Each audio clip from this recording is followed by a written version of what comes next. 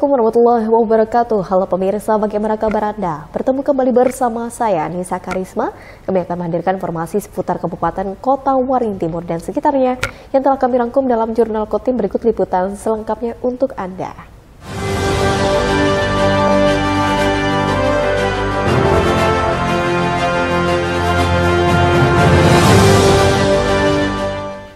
Pemirsa, memperingati Hari Pahlawan Nasional pada 10 Oktober, Kabupaten Kota Waringin Timur menggelar upacara bersama di halaman kantor Bupati setempat.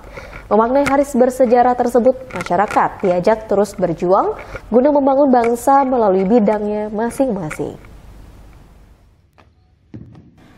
Upacara peringatan Hari Pahlawan Nasional di Kota Waringin Timur pada Kamis 10 November pagi diawali dengan pengibaran bendera merah putih. Upacara diinspekturi oleh Dandim 1015 Sampit Letkol Infantri Abdul Hamid. Dalam upacara peringatan Hari Pahlawan Nasional dengan tema Pahlawanku Teladanku, turut dibacakan pesan-pesan penting penggugah semangat dari sejumlah pahlawan nasional yang telah berjuang memerdekakan Republik Indonesia. Dalam kesempatan itu, Abdul Hamid berpesan kepada seluruh masyarakat Kota Waringin Timur untuk tidak melupakan jasa dan perjuangan panjang para pahlawan dengan terus memelihara kemerdekaan. Merawat kemerdekaan menjadi tugas dan tanggung jawab bersama agar nantinya dapat terus dinikmati oleh generasi di masa mendatang. Sama-sama kita ketahui sejarah, kita dijajah kurang lebih 300 tahun, 350 tahun. Ini bukan waktu yang sedikit. Butuh waktu yang sangat panjang. Nah, sekarang kita sudah menikmati hasil dari perjuangan para pahlawan kita. Tentunya kita generasi muda, kita harus bisa memelihara kemerdekaan ini dengan cara ya kita melaksanakan hal-hal sesuai dengan profesi kita masing-masing dalam rangka untuk kemajuan bangsa dan negara. Kita harus rawat kemerdekaan ini, kebinekaan ini, sehingga apa yang kita rasakan ini akan juga dirasakan oleh generasi yang akan datang. Ini tanggung jawab kita bersama. Sementara itu, Wakil Bupati Kota Waringin Timur Irawati mengatakan, semangat para pejuang yang telah gugur perlu menjadi motivasi dan semangat bersama, terutama dalam berjuang membangun bangsa melalui bidang masing-masing tanpa harus mengangkat senjata. Kita hari ini telah melaksanakan upacara peringatan Hari Pahlawan 10 November yang mana dengan tema Pahlawanku Tauladanku. Jadi kami berharap dengan tema ini dapat menginspirasi serta memotivasi intinya kepada kita semua maupun masyarakat Kabupaten Kota Waringin Timur dalam meneruskan pembangunan untuk misi kemerdekaan, karena saya berpikiran setiap orang itu berhak berkontribusi dalam membangun bangsa sesuai dengan keahlian dan kemampuan masing-masing tanpa kita harus mengangkat senjata. Upacara peringatan Hari Pahlawan di Kota Waringin Timur yang berlangsung dengan hikmat dan lancar tersebut diikuti oleh sejumlah unsur, mulai dari pemerintah daerah, TNI dan Polri serta berbagai instansi lainnya. Mashud Badarudin, Hayat TV.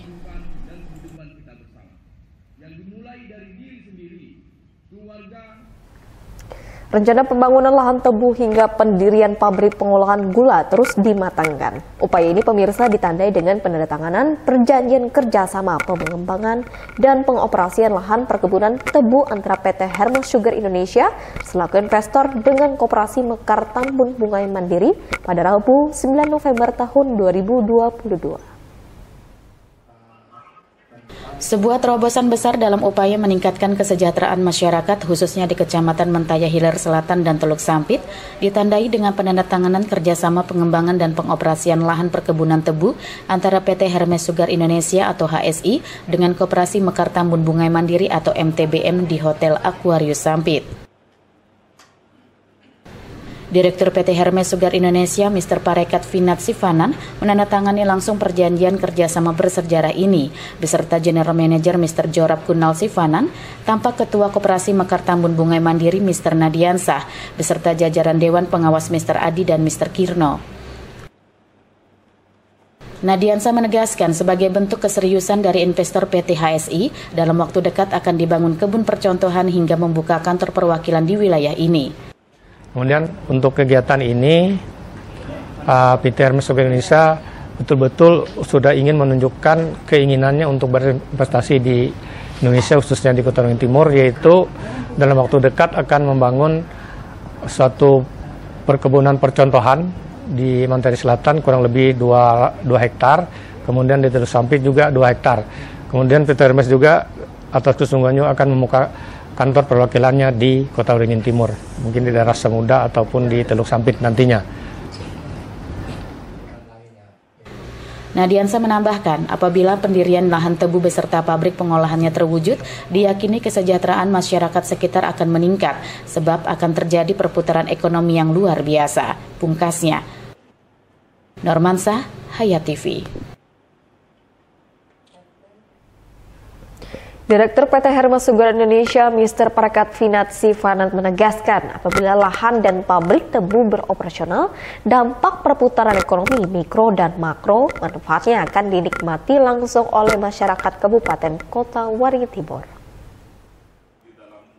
Menurut Parekat Finan Sivanan menyatakan langsung pihaknya sangat serius untuk berinvestasi di bidang perkebunan tebu sekaligus pendirian pabrik gula ini. Apalagi investor besar dengan modal awal ratusan miliar rupiah ini ditunjang dengan iklim dan tingkat kesuburan lahan yang sangat bagus dan cocok untuk lahan tebu. Dengan demikian, ungkap Sivanan, proyek ini kelak akan berdampak secara mikro hingga makroekonomi dalam hal meningkatkan kesejahteraan masyarakat sekitar pada khususnya. Hal ini dirasakannya langsung selaku investor tebu yang telah menjalankan bisnis serupa di negara lainnya.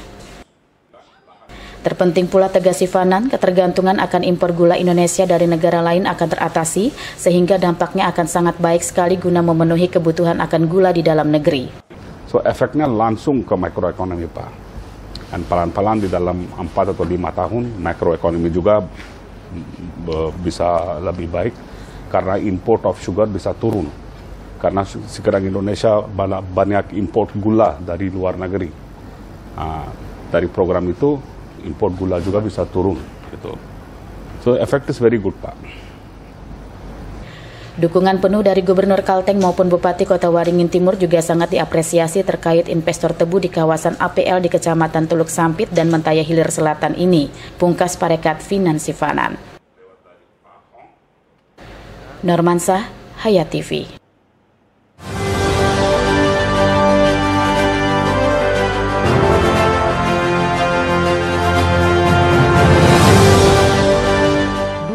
TV di rumah Inyong cuma jadi pajangan. Lah kepriben punya TV gambar nggak bisa ditonton. Beruat sampai ganti TV, ganti kabel, ganti antena, pindah tempat. Tetap baik, beruat. Maring sekarang sejak Inyong pakai TV digital, di rumah Inyong jadi rame terus. Gambar TV nggak semutan, suara jernih, celing. Pasangnya gampang, nggak pakai ribet. Ayo pakai TV digital aja, kelalen pasti celing.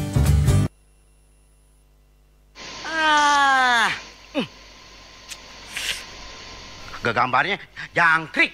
Yah, TV-nya masih analog ya? Ganti dong ke digital. Digital? Ya, digital. Tinggal install set-top box, gambar tajam, channel banyak, tanpa iuran bulanan. Hey, gimana? Bagus kan? Gambarnya jangkrik. Hah? Sambut era digital dan nikmati kesempurnaan gambarnya. Yuk nonton siaran televisi digital.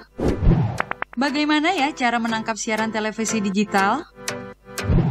Pertama, pastikan di daerah Anda sudah ada sinyal siaran televisi digital. Kedua, gunakan antena UHF di dalam atau di luar rumah Anda. Ketiga, pastikan televisi Anda sudah dilengkapi penerima siaran digital DVB T2. DVB T2 merupakan jenis sinyal yang digunakan Indonesia dalam penyiaran televisi digital. Keempat, pilih auto scan, lalu pindai televisi Anda. Bagaimana jika televisi Anda masih analog? Pasangkan set-top box, televisi Anda otomatis menangkap siaran digital. Bersih gambarnya, jernih suaranya, canggih teknologinya.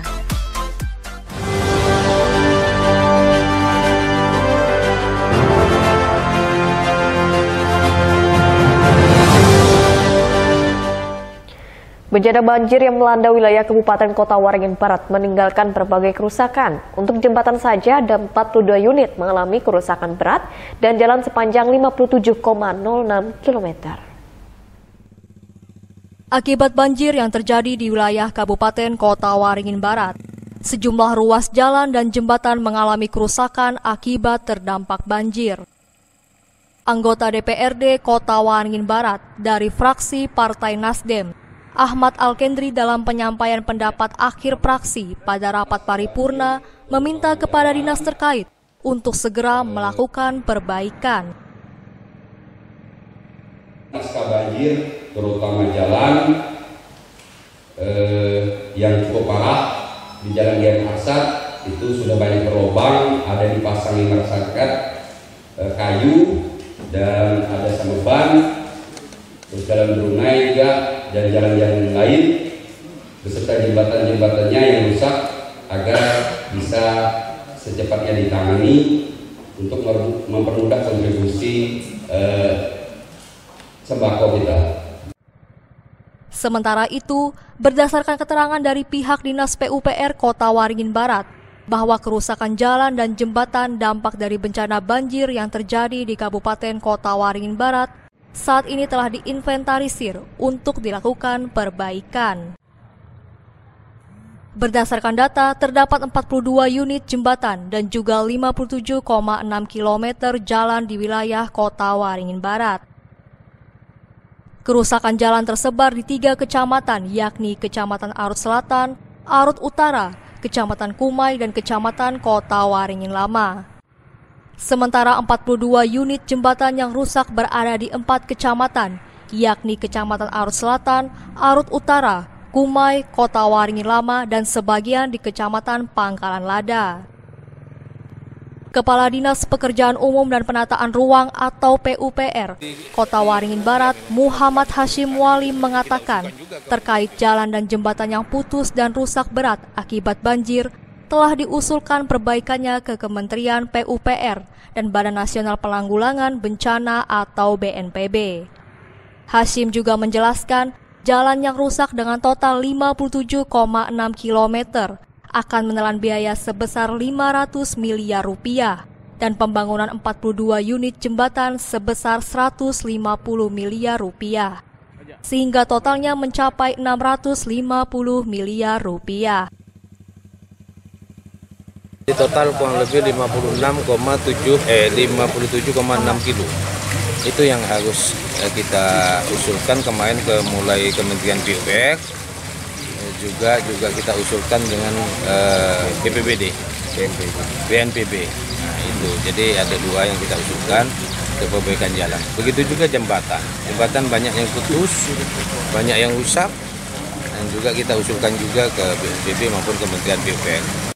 Di samping perbaikan jalan dan jembatan, pasca banjir, pihak Dinas PUPR juga akan melakukan normalisasi terhadap 3 sungai di Pangkalan Bun, yakni Sungai Buun, Sungai Bamban, dan Sungai Sembaga yang tertimbun endapan lumpur dan gulma, sehingga tersumbat dan pada saat curah hujan tinggi, air sungai meluap ke pemukiman.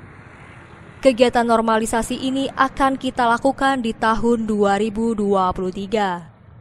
Saat ini pun, tim Satgas PUPR Kota Waringin Barat mulai bekerja membersihkan sumbatan pada drainase maupun menambal jalan-jalan yang berlubang, sehingga terwujud program No Sumbatan dan No Lubang, kesemuanya dalam meningkatkan pelayanan kepada masyarakat.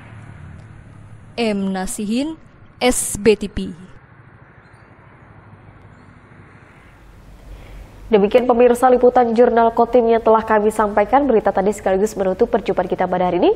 Saya Anissa Karisma mohon undur diri dari hadapan Anda dan mewakili seluruh jajaran yang bertugas. Akhir kata, wassalamualaikum warahmatullahi wabarakatuh dan sampai jumpa.